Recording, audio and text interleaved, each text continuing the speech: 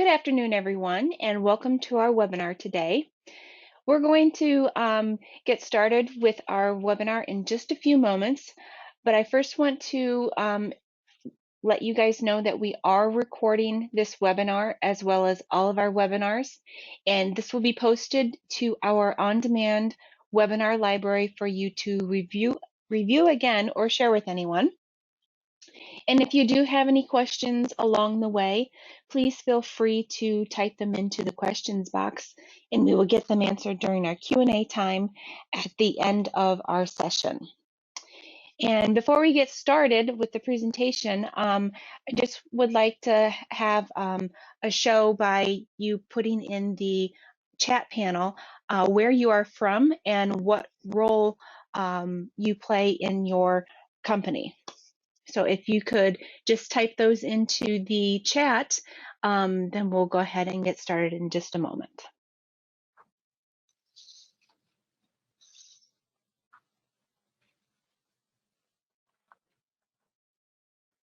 Scott, Chris, what's the farthest state or country that you've ever done a presentation for anyone? Australia for me. Australia, okay. Yeah, I think probably Florida, maybe. Australia definitely has me beat, that's for sure. So do we have anybody outside of the United States? Go ahead and type into the chat.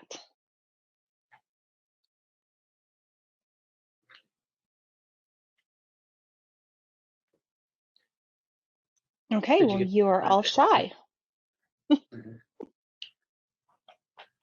All right, we'll go ahead and get started. Scott, I'll go ahead and pass it on over to you to kick off our presentation. Perfect. Well, thanks, Angie. Yeah, I'm Scott Templin with Lachesis, Cyber Risk Advisor. I've been with Lachesis here, was in insurance before that, kind of enjoying the new role, which we'll learn later on, have more connected than you might think. And also a happy father of a newborn, 7 weeks this week. So a little tired, but we're hanging in there. And real excited to talk about our topic today. I'm introduce Chris Keslin. Why don't you introduce yourself, Chris? And I think your story kind of leads really well into kind of the starting point of kind of why Lachesis got into this space to begin with. Sure, thanks, Scott. So I started off my career as a consultant working for Avanade, a joint venture between Microsoft and Accenture. And really our focus was how do you bridge the gap between technology and business value? That was kind of Avanade's core value. Then through the years of being a consultant and focused on the Microsoft technologies, I'd worked with Fortune 50, companies where cybersecurity was a really big deal because we went through the time frame where they'd get hacked or they'd have, all sorts of issues going on. And I got to kind of watch them go through the evolution and even have my own, systems run through red teams and blue teams and really got a good feel for how they handled cybersecurity. But then, many, many years of doing that helped grow CapEx Global. And then my wife kind of took a look at me and said, hey, you're missing it. The girls are, at the time, I think about 10 and Lucas was about 4. And so it was like, I was on an airplane about 50 weeks out of the year, kind of flew in, said hi to everyone and flew out. And so I'd left that world and started working more in the local SMB markets in this area. And I was really shocked when I realized like our customers started getting hit by cybersecurity instances. And so we were focused on business analytics and how to use data to move your strategy forward and really start bringing those cloud techniques to more of the SMB market. But the projects were getting put on hold and disrupted, and a lot of money was being spent and a lot of time and effort tracking down. I mean, for example, like one of our first customers at Lachesis about 4 years ago, they got hit by a crypto virus shortly after doing a big ERP upgrade. And it was really disruptive to the process. And then they got a clean bill of health from their IT provider. And 4 months later, they got hit again. And that threw everything we were working on for a tailspin again. And it got incredibly frustrated. Then we had 2 other customers get hit by cryptoviruses. And so I just kind of said, okay, time out, what's going on? I mean, this problem's been solved. So we took the time, we took 2 of our technicians and sent them through what's called offensive security training, really to just understand, okay, how would a hacker break in? How would I break into a place?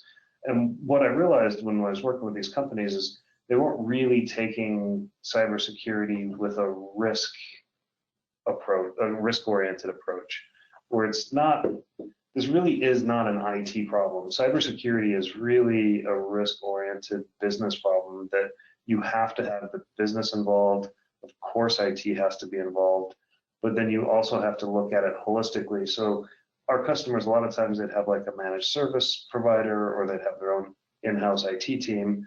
Then they'd have another provider handling their voice over IP phones. Then if they were in manufacturing, they'd have another provider dealing with their SCADA system, which would basically aggregate all the information from their manufacturing equipment. And, you know, a lot of times the manufacturing equipment now has, you know, computers on board or PLCs on board that are hooked up to the network. Then there was Internet of Things devices, and people were bringing their own phones to work, and all of these were thrown on the network. And the problem was is everyone kind of had their silo of what was important, and it was just turning into a playground for hackers. And so, like, you know, kind of coming back to that original client that got hit by a crypto virus, it turned out after they'd gone through their second one, I was like, you know, hey, do you mind if we use you as a test case to run through and scan this? And it turned out they had a manufacturing, there was a molding machine out on their floor that had an old Windows XP machine. And the original hack, our theory is that the hackers put a back door into that machine so that they always had a way in through their firewall. And we also identified that the voice over IP phone system had a bunch of known security flaws that the company basically just said, hey, the only way to fix this is to upgrade it. And of course, they just went through an ERP implementation, so they were holding off on that. And then 5 months later, their VoIP system got hacked, and all their voicemails were full on Monday morning when they came in, and they got an $800,000 bill from their telephone provider because I guess the hackers were making 1-900 phone calls to Europe all weekend long. And that turned into a total battle and a big, huge waste of time and money for them to then get that bill reduced. And so that's when we really just kind of said, okay, stop. What can we do in this market to help companies at least understand what the risk is and then make a business decision on what their IT and security needs are, instead of, like, what I was seeing is they're kind of just accepting the risk right now, but not knowing what it is. And so that was really the whole point of coming up with this holistic approach. And I think you bring up a lot of great points, because we talked about a lot of tech items there. And if you're like me when we started, or a lot of other leadership, the tech stuff can be something that's not, they don't fully understand. It can be feels like it's a little complicated. And we talk about cybersecurity, think, well, that's just my IT guy's problem, or whoever we're having manage that. And from your perspective, we looked at it in a different way. You know, how does it go beyond that? So could you touch base on that a little bit more? I'm putting up a quote from a Harvard Business Review article that I know you enjoy, that kind of talks about how, really goes into what you're saying, that it's more than just an IT problem, that it's a business problem. Yeah, and this, I mean, if you get a chance to read this article, I'll ask to have the link to it sent out after the presentation. It does a really good job of basically saying you can't put cybersecurity in a bubble and tell your IT folks it's their problem. The best way that I can describe it is, you know, if you break your leg, you're not going to your family doctor. You know, you might call your family doctor and say, who should I go see? Who's the orthopedic surgeon that I need to go talk to? But the space has gotten so large and so big, it is impossible for your IT generalist to stay on top of this and do their day job. I mean, it is really an unfair ask to throw all this on them and just be like, well, it's IT, it's their problem, or they should have handled this. And really, it's not, because most IT professionals aren't CPAs. They have never been on a board of directors. They very rarely have owned a multi-million-dollar multinational business. Like, that's not the normal background of an IT person. And without understanding the business thoroughly, you can't design your cybersecurity risk profile appropriately. So, for example, like, if I'm a one-person office with a laptop and some cloud compute, like in Office 365, my cybersecurity risk profile is very different than an electrical contractor, is very different than a large accounting firm, is very different than a manufacturer. And so you have to put it in a perspective in those contexts. And what will happen a lot of times is the IT folks, I mean, they'll try to do a good job and they'll say, here's all the best practices. But the problem is those best practices are for a bank, right? So you walk into a bank and, the vault's not on your left with the door open and cash sitting on a shelf. You've got to walk up to a teller. That teller's behind plexiglass, right? And you can only slide something through a little window that's been designed just for what you need to have access to. And then that teller can't just walk into the bank vault. Like she needs, or he needs, like the bank manager, or it's timed, or there's additional securities and controls put in place. And that makes perfect sense for a bank, but building all of that out for like an electrical contractor makes no sense. And cybersecurity has to be approached in the same way. So you really need to put together a team where it's someone that understands the business, it's somebody that understands the business's operations, and then somebody that understands the technology that those operations depend on. And then you need a security expert that can then say, okay, and here are all the things that you need to consider for that scenario. And without putting it in that bigger picture, you're always going to fall short, or you're going to be spending money that may or may not help reduce your risk profile. Yeah, I think that makes a lot of sense. So you start assembling your team that can kind of look at those things. What's kind of a good way to start looking at and fixing these process, rather than, we just said it's not just an IT problem, right? Like there's more to it than that. So I pulled up a little, I like diagrams. I'm a visual guy. It makes it easier for me. The holistic approach that we like to use when looking at that. Chris, do you want to maybe, I think defense is an area where people do well. Do you maybe want to start there and kind of work our way around? Yeah, I mean, especially in the SMB market, I find that like most folks have a pretty good firewall. They understand their firewall rules, and that's kind of like, that's like the front door of your building when it comes to IT security, right? Like they've got that figured out fairly well. They'll have decent antivirus on all the machines. Most of the time they're monitoring it with some kind of enterprise system where it can report and alert the IT team centrally. And a lot of times they'll have good spam filters that'll help minimize phishing attacks and some other malware defenses. Some of the areas that we could be doing a little better in this space is literally kind of segmenting off the network a little more, like that analogy with the bank where, the servers are kind of segmented and you can only access the aspects of the server that you need. The workstations are segmented off. Bring your own devices or put onto either the guest network that most people have seen now when you walk into a company, or the building's control systems, which have become a really big problem as of late. Amnesia 33, I think, came out 8 months ago, and it's basically a well-known security vulnerability in the low-level device that 80% of IoT systems use. So that's like your Sonos system, like your speakers that you get that you can control. That's in like your televisions. That's in most PLC controllers. That's in most building alarm systems, most building HVAC systems. So that one vulnerability affects 80% of those devices, and those can become backdoors for a hacker to kind of like land in. So you're saying, just so I hear this and they can hear it, because it sounds really crucial, that you have these smart TVs in the office, that there's a very good chance that there's a vulnerability in that someone can get into, and then from there kind of weasel their way into more important things on the network. Yeah, it's funny because when we first started down this journey, after the guys had finished their training, I was like, okay, hack our network. Show me what we can get. And I'm like, oh, we're going to be fine. We've got all this figured out. And I think it took them a whole 30 minutes to break into the TV that was in my office. And they turned on the video camera and they were listening to the mic. And I'm like, okay, yeah, that's, we're getting that off my network.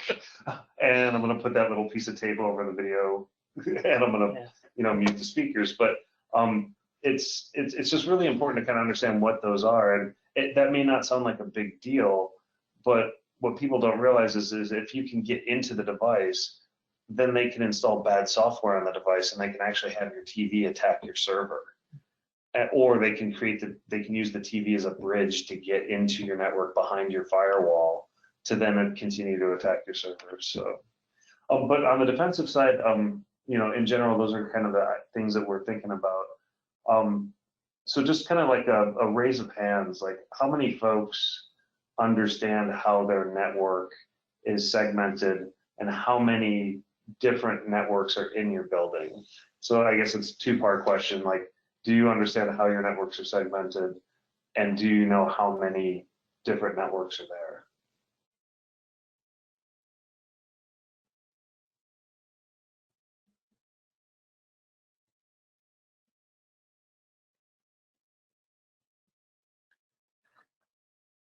I don't see any hands. I don't know if that's just people not knowing their network or just not real excited about your TV analogy, I guess.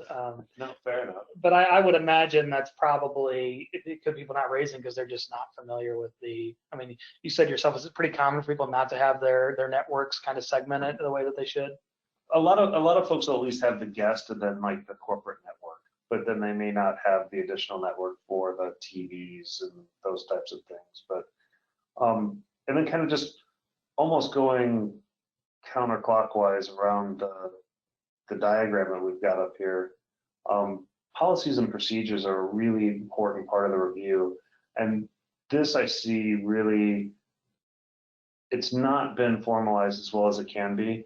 Fortunately, the Department of Defense has put out a whole new set of standards called the CMMC. It's the Cybersecurity Maturity Certification that they're requiring all DoD contractors to get certified at least to level 1 for some contracts, and then certain contracts require level 3 and level 5. But that set of rules actually does a really good job of categorizing, okay, when I hire a person, what network access am I giving them? They have access to their Office 365, they have access to the domain, they can talk to these printers. Maybe we use Salesforce, so they have to have a login for Salesforce. Maybe we use Dropbox, so they have to get access to Dropbox. And then understanding and documenting that really well. But then those policies and procedures will even go further and say, okay, when a workstation is no longer working the way it's supposed to, and we think it's been hacked, what do you do? Who do you call? So, I mean, just kind of like show of hands, like if your machine's mouse started moving on its own, what's the first, like, do you know what the first thing is that you're supposed to do in order to, mitigate that problem or notify somebody?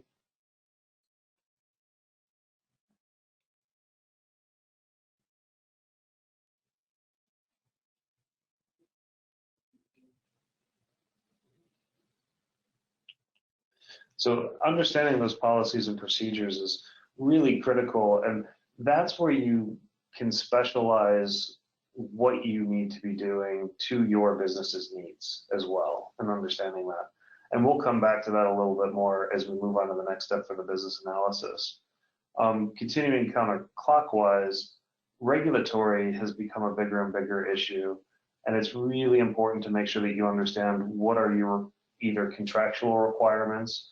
So we've had to deal with a lot of nonprofits where grants are now tying them to a certain level of cybersecurity or intrusion detection and notification. And those can come with some fairly stiff penalties if they're not, abided by, and can impact the organization. Obviously, medical field has to worry about HIPAA. If you're publicly traded, there are some SEC rules around what you need to do. Obviously, like NIST standards and the CMMC that we talked about. So understanding that environment needs to be rolled into this, consideration. And then I'm going to skip over offensive security, come back to that in a minute, and I'm going to move on to training. And so the number one way folks are getting hacked at the moment is that they don't have two-factor authentication turned on for their logins. That could be through their Office 365, that could be through their VPN, that could be through their remote desktop settings. The number two way that businesses are getting hacked right now is employees clicking on a phishing email that they shouldn't. So setting up a training program has to be part of a holistic approach to cybersecurity, helping your employees understand and actually phishing them. We like to use a platform called KnowBe4 for that type of training. There are other good ones out there, but it'll actually phish the employees, tell you how many of them passed, how many of them failed, allow you to set up customized training programs where, okay, everybody has to watch these 3 videos and it'll tell you when they've all done it. Then anybody that fails a phishing test, you can set up additional training for them that'll help them identify why that email was a phishing email and what they can do next time. And we've seen amazing traction where a company that had like a 60% fail rate on the first test within a year was down to fewer than 1 failure for like 80 employees. So that can do wonders for improving your risk profile on cybersecurity. And I think those training things can definitely be important. It definitely shows who's engaging, and then also to make sure they keep it up. Like just because you do it for 1 year, people do great. If you go off of that, then a lot of times you can see that dip down to the previous levels. Now, what about insurance? That seems, I come from that field. What kind of things have you been seeing as far as people's like cyber liability policies and how that plays into? Yeah, so there have been a couple of interesting revelations that we've been going down this path with folks. And the first one is really they don't have a great understanding of how much cybersecurity insurance they need. They don't really understand their risk exposure. It's more of they'll talk to their agent and they'll say, well, other companies like you have this much. But those other companies may have a completely different set of technology behind their walls. They may have a totally different amount of personally identifiable information. And that's one of the big things that come into play, because especially if you have personally identifiable information within your walls, I think it's around $200 to $500 per identified individual that it's going to cost you to provide them LifeLock or credit monitoring and to help, mitigate any, disclosures from that. And that can quickly rack up and go beyond the policy's rate. The second thing that we've seen happen is, especially in the SMB market, is a lot of times the CFO is kind of in charge of IT because that's just where it fell. And so when his cyber policy comes in, he'll look at the application and he'll be like, I don't understand any of the questions they're asking, and he'll pass it on to the director of IT, or he'll pass it on to their managed service provider. And unfortunately, then they'll see it as a test. And so they'll be like, okay, do you have antivirus software on every device that's connected to your network? Of course we do, yes. Well, then I'll turn around and I'll go, okay, so do you let people connect their own cell phones to your network? And they'll be like, yeah, of course. Do every one of those cell phones have antivirus on them? No. Okay, well, what just happened is that's a warranty document. That application, if you do end up with a cyber incident and they realize that you answered anything on that not 100% conservatively accurately, you could actually then end up not being covered. And so that's like the most dangerous situation. So like what I'd like to see, instead of handing it over to people that see it as a questioning of how good they're doing their job, you really want to fill that out as conservatively as possible. And to date, I know this is going to be changing soon because we're getting more actuarial data over time, but currently, like how you answer that very rarely will lower your premium. It'll really just kind of determine whether or not they'll cover you or not. So you want to answer it as conservatively as possible, being truthful, but just make sure that there aren't loopholes there. And then that way, when it comes time to use it, they'll either just say, okay, hey, we're not going to cover you, or hey, you need to do these 2 things and then we'll cover you. Now you've got a better chance of it, helping when you need it.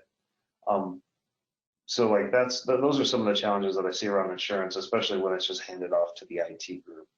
Sure, and yeah, and then in general, just kind of like how much coverage do you think you need? And I think that's the cool thing about the process that we'll get into on the next slide if we talk about offensive, is how a good way to come up with some of those numbers. But I did want to go to that if that works for you, because you mentioned something earlier on that I made a note of. You said red teams and blue teams, and I've heard enough what that is. If you're asking me back when I was a teenager, I would have thought you were talking about Halo or something. But could you touch a little bit on that? What you meant by that, and kind of how that plays into offensive security? Sure. So there's the old saying, the best defense is a good offense, and you can't win a game with defense only. It turns out cybersecurity is really no different. And so what offensive security is just taking the tools that hackers use and turning them against yourself so you can see what they see from their point of view. And that'll help you identify all sorts of risks that, when you're just thinking about it from a defensive posture, you wouldn't have otherwise realized. Like when we go in and we try to attack, like let's say one of our customers, we'll identify that voice over IP system is way out of date and has 13 known vulnerabilities. And not only that, these tools will give me links to, hey, here's 4 scripts that if you just go download them and you run them through this little tool, it'll do the hack for you. Like I don't even have to know how to break in. I just have to know how to go find the script that will do it for me. And then lo and behold, I have control of that system. So, and I don't see this being done nearly enough. I mean, some folks will have some vulnerability scanning done, but you really have to take it to the next level and just unleash these tools against yourself within reason to just, how is it that a hacker sees us and how would they try to approach it? And then that way you have a better understanding of how you can close those gaps. Yeah, and when I think of offensive, I think of a story over here in Valparaiso, Indiana, where a student using the tools that you're talking about was able to go online, get a hacker tool, we'll call it, and tried to shut his classroom down because he didn't want to go to school, and instead ended up shutting down the entire school for several days as they tried to get that sorted. And that's with somebody who, probably doesn't have the tech expertise as some others. Like it's very easy to get your hands on some of those kind of things. Yeah, I mean, these tools are all free. You can just download them. And it's funny that you mentioned the school example, because you can install these tools on a kid's Chromebook and it can become a fully weaponized device that can cause all sorts of havoc in the wrong hands. And it's just really important to understand, like, what are those risks and use those tools to kind of see what will the hackers do. Makes a lot of sense. And I think that, looking at this holistic approach here, we'll go here to the next slide, because we've talked a lot about how it's beyond just the tech issues. It's really making a business decision. Could you go over a little bit how at Lachesis, a good way to, that we come up with a kind of a dollar value assessment to kind of tie to this? Sure. So everything in that first slide really helps identify what is all the technology in your business. And that's the first step to understanding what your exposure is. But then you really have to tie that back to, how do we make money with it? Or if it were to quit working, what is that going to cost the business? Or let's say, even if it's not hacked, let's say that the server has a corrupt hard drive and it goes down. How long is it going to be down for? What is that going to do to operations? How much is that going to cost me per hour? How much is that going to cost me per day? How long can I expect it to be down? So once you kind of gather up all the technology being used within your business to support operations, then you've got to do the hard work of just saying, okay, what's the business risk or the cost that will incur if it were to be hacked or if it were to go away?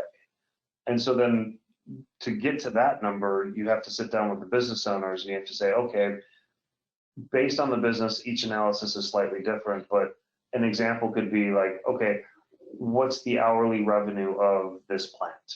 You have to make X amount of money. It generates X amount of revenue per hour. Or what's the average hourly cost per employee? And that helps us understand, like, okay, a server affects these 32 employees, so every hour it's down, it costs me $35 an hour times the number of employees it's affecting. But if it's just their workstation, it's just that one person potentially for $35 an hour. So maybe that's a lower priority in terms of fixing it. What's your credit monitoring risk? And that really comes down to how much personally identifiable information or other business entity information do you have. And another thing that we need to take into consideration is, what's the effect on the value of the business if data were to be lost and you were to get some bad press? And what's that going to cost us in terms of goodwill? And these are only questions that the business owners and the executive teams can answer. But without that context, the IT team can't really prioritize or help say, hey, it's going to cost 30 grand to fix this, but if we don't spend that 30 grand, what does that mean? And so you really have to marry those two concepts together And so in this example, you can kind of see like a real shorthand of one of the asset analysis is where it's like, okay, the calculated likelihood of it being hacked or going down, that's based on the number of vulnerabilities we found, the age or risk of the server, how mature is the backup plan that we talked about in those policy and procedure reviews, and then we calculate what we call a weighted business risk.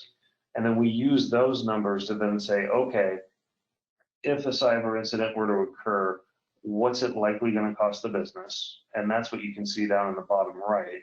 So in this particular example, it came out to about $868,000 was a likely event. The worst case scenario was like, 2.6 million for this particular example. But that's not likely. And business is really about understanding risk and balancing risk and reward, right? And then it's understanding, okay, well, what's the maximum possible insurance payout? And then, helping the business owners make those decisions. So like in this example, let's just say that the calculated risk came out to be 1.8 million instead of 868,000. Understanding each asset, what its weighted business risk is, helps them create a punch list to say, if I fix these 5 things, it will lower my risk by X amount of dollars and get me back within my insurance coverage. Or potentially, I might not be able to fix those things right now. So maybe I need to call up my insurance agent and increase my coverage, or it's some combination of the two. But at the end of the day, you can't fix, we will identify, thousands of vulnerabilities, but until you put them in the context of what does that really mean to the business, you don't know which ones to go after. And some of them are really easy to fix, and some of them are really expensive to fix. So putting it in this context allows business owners to now at least say, okay, if I've got $5,000 this quarter to improve my profile, this is where I'm going to get the biggest bang for the buck. It's going to lower my risk assessment by this much. Now I'm making a business decision instead of a technical decision where it's like, this is bad, go fix it. Yeah, and I think this can really show how it can be tailored to businesses, right? Because this is the information you're getting here is to your specific business, and how you get all of that information. It's not just, like you said, throwing darts at a wall or trying to pick things. From a from a standpoint of if a customer or a business, they see value in this. They see, hey, yes, it's really nice to be able to get kind of a weighted risk, and make business decisions. What kind of questions should they be asking themselves, to have a better understanding of like, hey, what should my next step be? Or like, what kind of questions do you think from should leadership be talking, you're asking themselves to see how they fit in this system? Sure. Especially for the SMB market, we've just kind of found like, if you don't know the answers to these questions, you're a really good candidate for sitting down and putting together a risk-oriented approach to understanding your cybersecurity profile. So like one of the first questions I always ask is like, who is accountable for cybersecurity compliance? And it was funny when the first iteration of this was it's who is responsible, and I got the right answer from everyone, and that was everyone's responsible. And it's like, okay, true, but I want to know who gets fired if this isn't handled correctly, right? And if the answer to that is your director of IT or your managed service provider, you probably really need to revisit your security profile, because they don't know how this technology impacts your business, how you use it to make money. So it's really difficult for them to, they can't build you Fort Knox. That would be cost prohibitive. But then you can't get mad at them when you don't have Fort Knox because you think that's how it should be. It really has to be balanced, and it has to be done with a team of folks that understand the business impact and, the return on investment for putting these, security compliances in place. What is the recovery procedure after a hack? That's a great one. Unfortunately, like I had a CEO of a nonprofit call me up 2 days after an event, and I was like, okay, well, who have you talked to? Who have you notified? And she didn't even know where to start. And the scariest part was like, she didn't even realize to call her insurance agent and see if they even had coverage, or if she had to start up an incident report. And were they required to notify the FBI based on the grants that they had for this particular nonprofit? So just, you don't want to be trying to figure out the answer to that question in the middle of being hacked. You just want to have a playbook ready. Something bad happens, okay, this is the first call I make, it starts this procedure, this is the second call I make. So you want to make sure that you understand those really well. Understanding your backup policy is huge.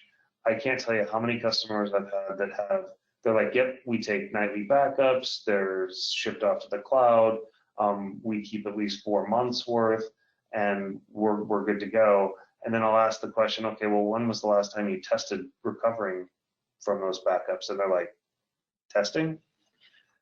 And I mean, it's unfortunate, but I've had customers where they've needed those backups and they go to try to restore, and either they didn't know how to do it or the files were corrupted and they didn't know.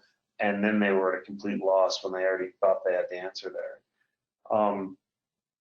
The next ones are a little more, obvious, like understanding like what are the hard costs associated with the machine. And I probably should even change that from machine to, a piece of technology no longer being available. And so like a very simple example is you've got a company that's mostly cloud-based. They've got a single firewall that provides internet for the entire building. That $500 or $1,000 or $2,000 piece of equipment, if that all of a sudden stops working, what's that going to cost you? And how long is it going to take you to replace it? And so the answer could be as simple as just buying another one of the exact same machine, having it configured correctly and just sitting in the corner. Then it's like, okay, we're down for 15 minutes and it was a $500 fix, right? But just, I mean, so there can be very simple answers to these, but without going through and understanding down to each individual device and how it impacts your business, you can be really missing out on potentially having exposure to a lot of losses when very simple fixes could apply. Now, this one is near and dear to my heart. How many of your user accounts have two-factor authentication in place? So I'm going to ask the audience to kind of just raise their hand and say, okay, who has to use two-factor authentication to check your email?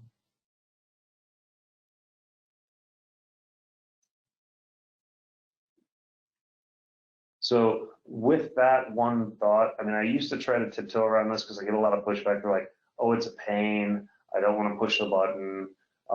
Not everybody understands it. Why do I need this? I've routinely got customers now where like their accounts will just get hacked because they don't have two-factor authentication turned on. The tools are getting really, really good now. I can do some social media mining on the business. I can get a list of all the emails or many of the emails within the business. And then with a couple of other tools that will do social media mining, it'll find a few interesting things or interests or children or pet names, and it'll put together really smart dictionary attacks to break into these accounts. And I've kind of just gotten to the point now where I'm like, I'm old enough now, most people probably aren't, but I remember when we didn't have to wear seatbelts in cars. And I also remember my grandfather hating wearing a seatbelt so much that he literally took his pocket knife and he cut the seatbelts out of his truck so that he didn't have to wear it. Well, the thing now is like how many people actually notice that they wear their seatbelt now? I mean, I get in the car, I put it on, I click it. So like what used to be a real, difficult pain in the backside to deal with, folks now it just kind of becomes the new normal. So if you don't have two-factor authentication turned on, if there's nothing else that you take away from this presentation, it's make sure every single account has two-factor authentication turned on, and that's it. Sorry, I'll get off my little rant on that one now. But quickly going through the rest, like, are you able to show how your firewall is detecting attempted attacks? Now, what's great is almost all modern firewalls can actually tell you if somebody's trying to attack you, but not enough people are actually looking at those logs and monitoring it. Because just knowing that someone's trying, sometimes it can take 4 or 5 months for them to get in, but having that heads up, this is coming, there's amazing things that you can do to help like mitigate it early if you're actually monitoring the software and the tools that you already have in place. What kind of security training do you have in place? We talked about that a little bit on the training. And then the second thing, if you're using Office 365, the second thing I want to make sure that you take away from this is find out what your Microsoft Secure Score is. So your Office 365 admin will have access to this. It's a great tool that Microsoft puts up, and it will literally just show you how secure you are, and it'll give you a list of recommendations and how much it'll improve your score.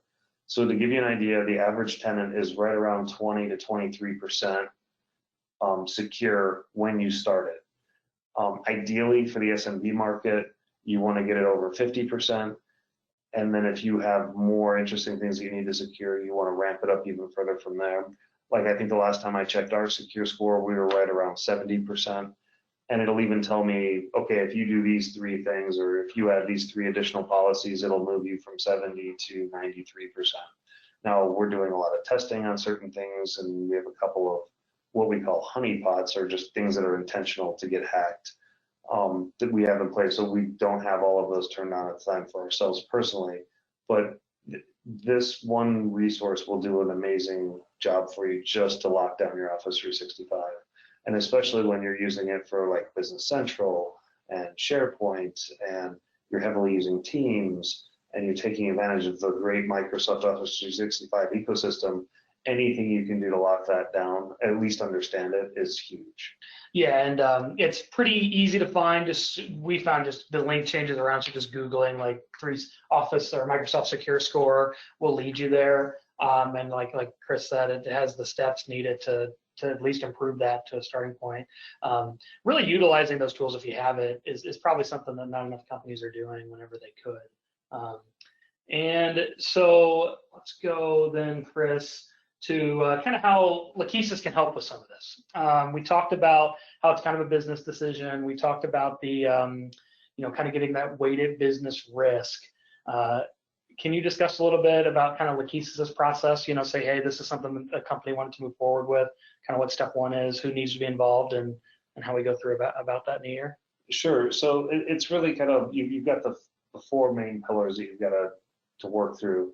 The first one is you have to go through that business analysis and really understand, how does a business make money, and how will they be impacted in each of these scenarios. The second is you've got to do an external assessment where like you really turn these tools loose on yourself from the outside in, and you want to see like, what does a hacker see. The third piece is you want to assume that somebody's clicked on a phishing email, and you want to scan your internal networks and identify all the possible ways that once they're behind your firewall, they can come after you and attack, right? And then the last piece is really marrying up that policy and procedure review. Like, how do we do backups? How do we onboard? How do we offboard? What is our antivirus policies? How are our networks segmented? What's the procedure if I think I've been hacked? How do I do a recovery when I have been? Marrying all 4 of those together. And so like that then gets boiled down into what you see in the security remediation worksheet on the right. And that's really just describing what the asset is, giving it a brief description so we understand it, prioritizing it, and then understanding what the cost is, which you can't quite see on this slide. And then just, putting somebody accountable to it and saying, okay, we're going to remediate this within this many days, or we're going to accept this risk. And then continuously going through that process to see, has anything new come up, or have the remediations that we've been putting in place making it fall off the list. So we took all those open source tools, we automated how they run, and we kind of, instead of a hacker sitting there banging away on your system, it's like our bots and our, programs are just continually attacking you, and then feeding that information into our system that we then consolidate into the dashboard to feed into that security remediation worksheet with the team to help you understand kind of like where you're at and how you're improving over time. Yeah, and I think meeting monthly can really help with that, and having that worksheet really keeps people accountable, like we talked about, like who's accountable, like for improving things and getting things done. That can be a big deal. For something like this, what's kind of Lachesis' cost? Oh, sure. So, I mean, we're really focused on the SME market, and there are a lot of great security companies out there. You can get this kind of review for anywhere from like $40,000 to $80,000 from a number of places. But for our market, that was just too much of a barrier to entry. So we had to really work on creating a set of tools and a system that was good enough that they could afford So typically this will run somewhere, but like it'll start at around $7,200, and then based on the number of locations, or if you have a really large number of devices or something particularly complex, the price can go up from there.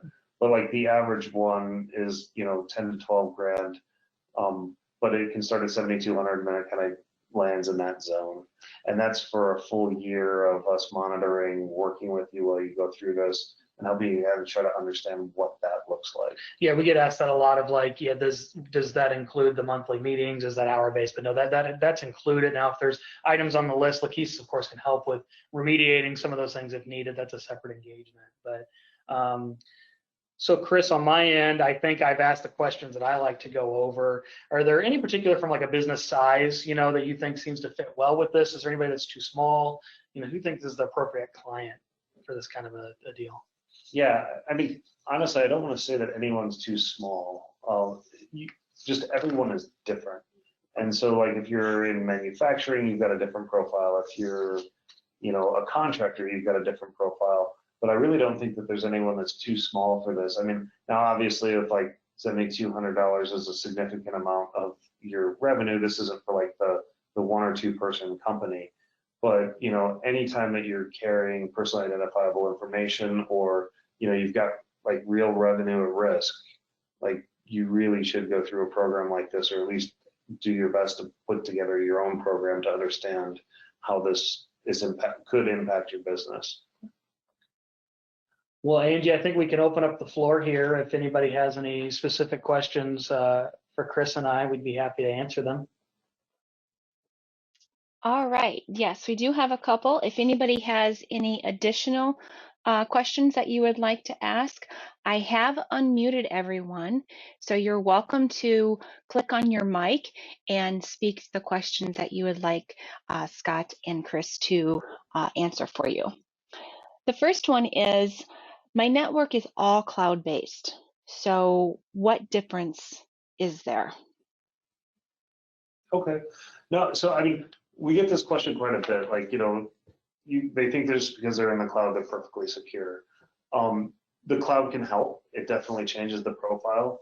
But even coming back to that example of like the firewall, right?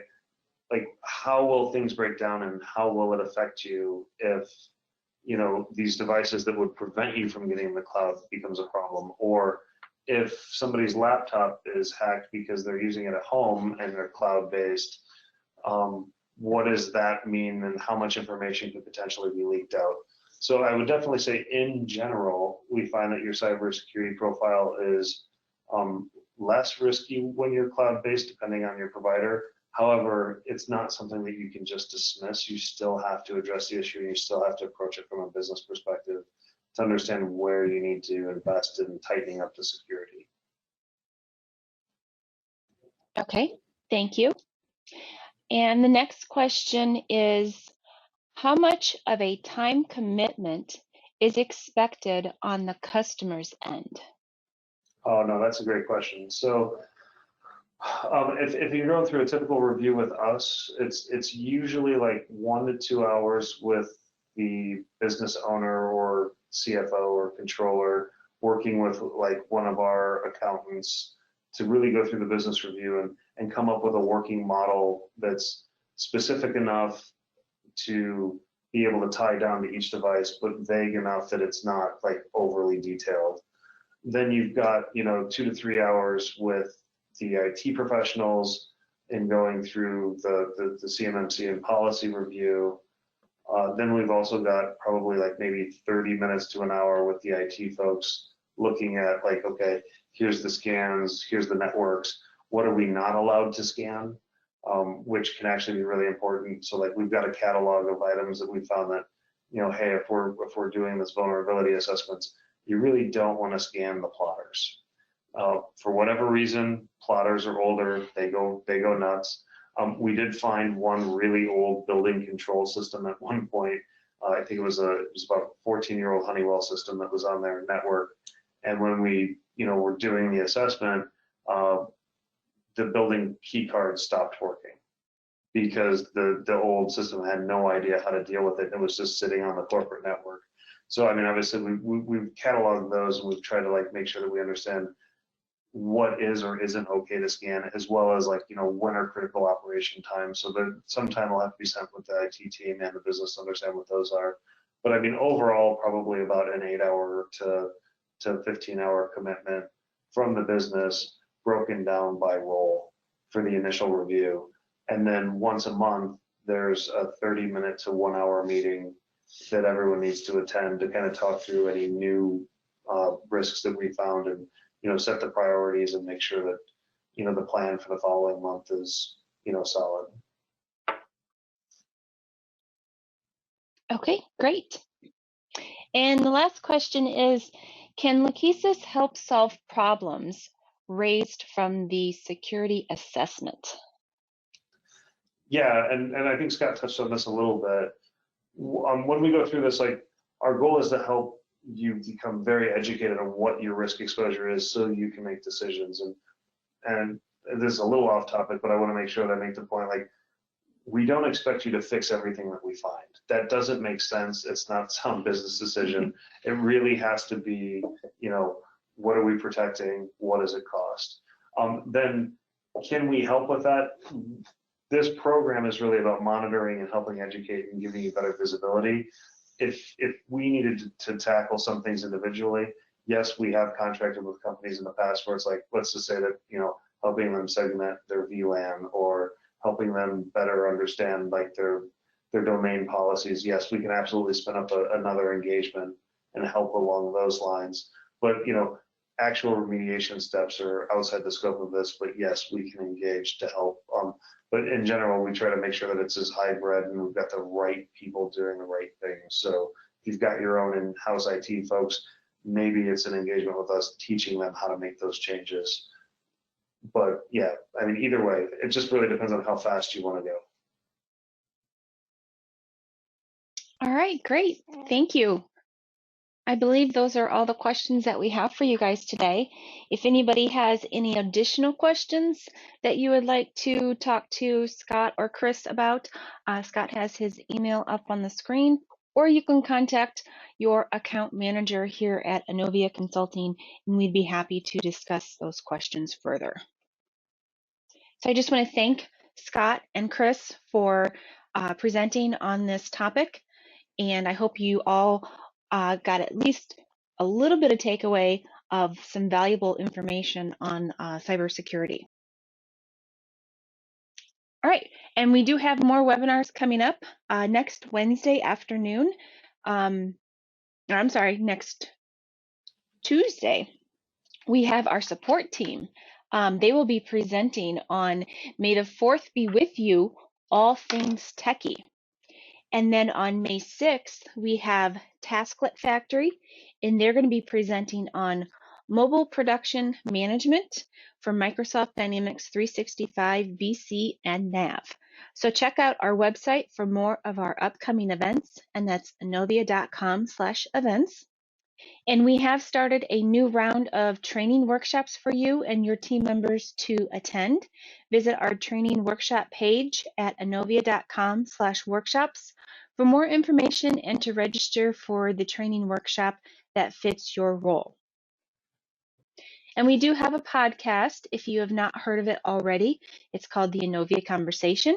And we just want to encourage you to listen to the selection that our hosts, Steve Waltz and Jeff Pogolski, have provided to us. You can find out about all the different podcast platforms to listen to on our podcast page, and that's inovia.com/podcast. So check out the selection and subscribe so you'll get notified when those new episodes air. All right, well, thank you again for joining us, everyone, and we look forward to seeing you again soon on another Inovia webinar. Take care, everyone. Thanks, guys. Thank you.